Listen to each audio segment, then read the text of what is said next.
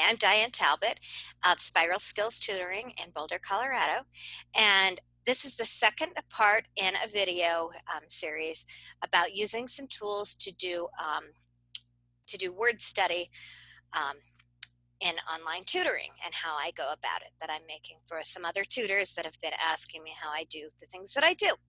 So if you watch the first one using Word Searcher, then this is the second part of that where I show how to use the mini matrix maker to use what we created from Word Searcher. So the first thing I'm going to do is I'm going to share my screen.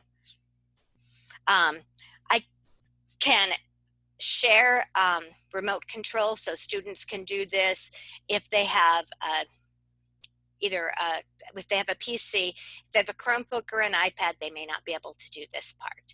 So I just do it for them. So I have my list of words that we went through, and I'm just going to take those and I'm going to copy them, Control-C, and then I go to the mini matrix maker, and if I Google mini matrix maker,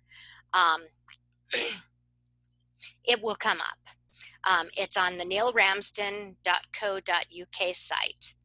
I always have it right here on my toolbar, however, because I use it all the time. And then you just go to this Run Mini Matrix Maker free version, and it will come up like this. So what you're going to put in here, my base is bake, which means cook with hot air. Sometimes if it's really obvious, and a simple word that is a free base that's obvious on its own, I will just leave the denotation off. I definitely want to put it in if it's something like P-O-R-T that means to carry, and is from a Latinate root. And then I just Control-V and repaste right into here. You notice it does say up here, so you choose a working base. So my B-A-K-E is a working base. It's a free base because it can be a word on its own, which is bake. I can optionally add my denotation, and then I write my word sums around the base. So one sum per line, with or without rewrite arrows. So I could put this in, which is just dash dash arrow, and let me show you in I've moved my thing. All right, and that one does not have a rewrite arrow, so this one would be rewritten B-A-K-E-D. Not drop the E, replace the E, E-D. B-A-K-E, replace the E, E-D. So I can put this in optionally. It will print it out if I want to print out my word sums. So that's optional. I tend not to do that on here just because it's extra work. And then if I have something that isn't correct, it's going to flag it. So I'm just going to do a couple of things that are incorrect just to show you what happens if I do that. So if I did B-A-K plus E-D, you'll see what happens. I've noticed that it really doesn't matter whether you have spaces around your plus. Because I tend to pull this into a Miro board as my display, I like to keep my spaces even just because they look good, but it really isn't going to matter on your result. So then you just click on Update.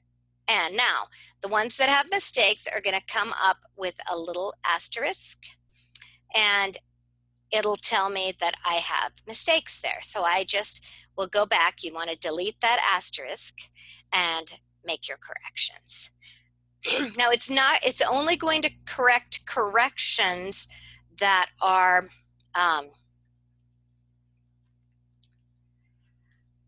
that don't work with the program. It might miss things that you did wrong that don't affect how the program works. So in order to, you have to have the base in it or it's not going to work with the program. So now I can go back and update this, and there is my beautiful matrix. I'm going to show you, I'm going to go back and edit, and I'm going to show you what happens if I capitalize one of my compound word parts that is a base on its own. So that's why this is capitalized. I want to capitalize consistently if something is a base and I want it to show up bold so it indicates it's a base, or if it is not a base. So for example, if I wanted to do rebake, which isn't technically a word, but we understand it, and I did rebake, so I've added a couple of words in here. So you'll see what happens here. I've got one capitalized clam and one non-capitalized clam, and I have got one capitalized RE and one uncapitalized. So when I update, this is going to work, but look what happens. I have duplicated my clam and my RE. They're duplicated on here because the bolded indicates that those are bases by themselves, which clam is, but RE is not. So what I'm going to want to do is I'm going to go back and edit. I do this all the time, especially when we're making huge ones. We're always going back and fixing those parts. As I said in my last video, I am not absolutely positive that that would be an ES. It might be an S. I'm not going to worry about that at this moment because it's not the focus, but don't take this as gospel truth because I would need to think about that for a minute. So I'm going to go back and I'm going to capitalize my C's and uncapitalize my R to make sure that that works. So now I have got my matrix made. As you notice, it's got my word sums down here. So I can take my cutting tool, my clipping tool, snipping tool in PC. I believe it is called Clip on an Apple, but I'm not positive about that. But basically, it's just a screenshot tool. And so I do that. And as you can see, I was working on PORT with another student, and I just grab that, and I've got it now on my clipboard, and I can go to, I usually make my, my displays on a Miro board. So I'm just going to get, this is just my sandbox workplace. So I'm just going to move some stuff over and get that out of the way. And I'm just going to plunk that image right there so we can work with it.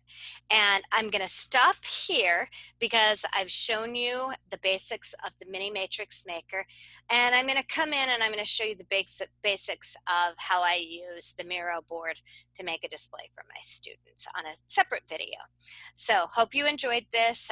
If you need to back up and watch the one before, it is called the word searcher, using the word searcher. And there you go. Thanks so much.